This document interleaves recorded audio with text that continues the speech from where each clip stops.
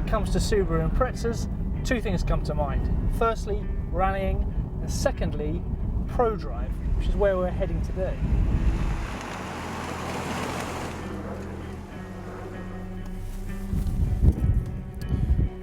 Because today, the people at Prodrive are very generously laying on 3 of their toys for us to play with, which you can see behind me. Excited? Absolutely.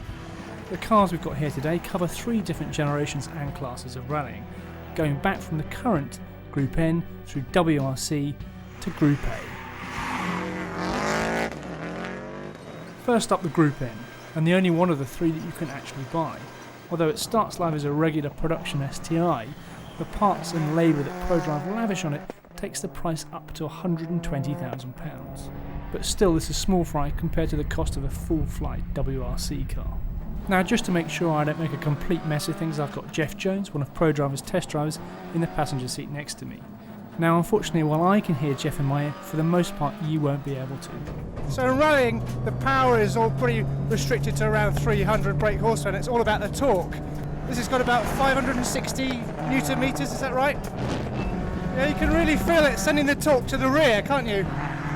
Yeah, so we're just putting the anti-lag on as stage 1, so it just makes the engine a little bit more responsive, and we use it through the tighter turns we're coming into now. You can hear it popping and banging. Oh yes, so much. Yeah. It's just so much quicker response, isn't it? So Jeff was just saying that the handbrake is actually hydraulically operated, so you get much better control over it. I love the gearbox. I just love that sort of precision of it and the aggression you need really with it.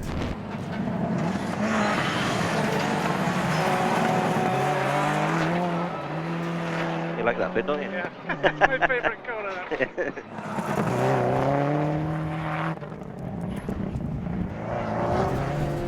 It's just such a joy to drive. While it's impossible not to be hugely impressed by the amount of grip, traction and acceleration that the Group N car musters, it does still feel related to the road car we drove up in. Yes, it's way sharper, but it shares the same core DNA. Something you certainly can't say about the next car. This is the first WRC spec Impreza Prodrive built back in 1997. Although it may look like the road Impreza, underneath it's a purpose-built design specifically for rallying.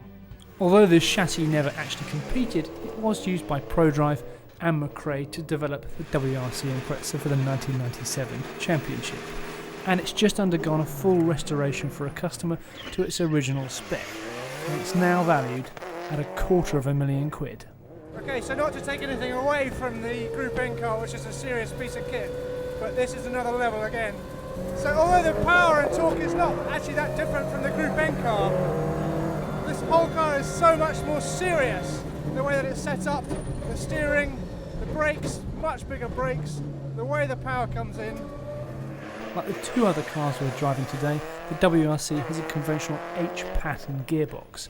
Even more than the Group N, you've really got to get on with the gear changes. It's just you're changing up sort of about 5,000 revs, but they just come at you so fast. Driving this, you can start to understand why they put the pedals in. It's just changing gear all the time, aren't you? What's staggering about the WRC is just how focused it feels and so honed to the task of going quickly. Despite all the technology, compared to the Group N car, it feels more natural and more true to your responses. The other thing to take away from this experience is just what a hero McRae was. This car was designed to suit his driving style, and clearly that meant absolutely no understeer. But it's the last of today's 3 cars that best describes the brilliance of the McRae Impreza combination. Okay, so this is actually even more fever than the WRC car, because it might be an older car. This is a 96 car. This is actually McRae's race-winning car. He won the Rally Catalunya in 96 with this actual car.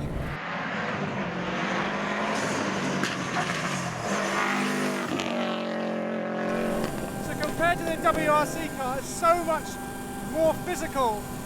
It really demands more of the driver. While the WRC and Group A cars we saw earlier were running a rough tarmac specification, this Group A car is on full tarmac spec, which is why it's visibly rolling less through the corners. And just when you get on the throttle in the corner there, you can just feel there's a little bit more of a delay before it starts shuffling the power around.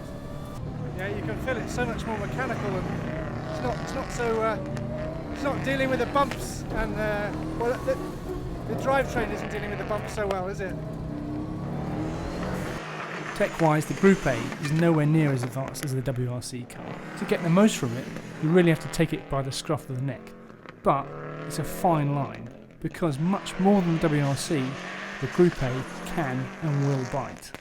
But it's the fact that it's the most involving that makes it the most thrilling of the lot. But it is sort of more enjoyable because it's more demanding of you, really, isn't it? Which I'm not demonstrating very well.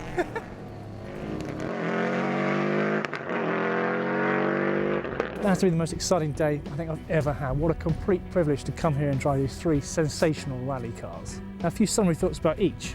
Group N, massively impressive what you can get straight out of the box, and remember that's a car you can buy. WRC, really very easy car to drive and drive quickly.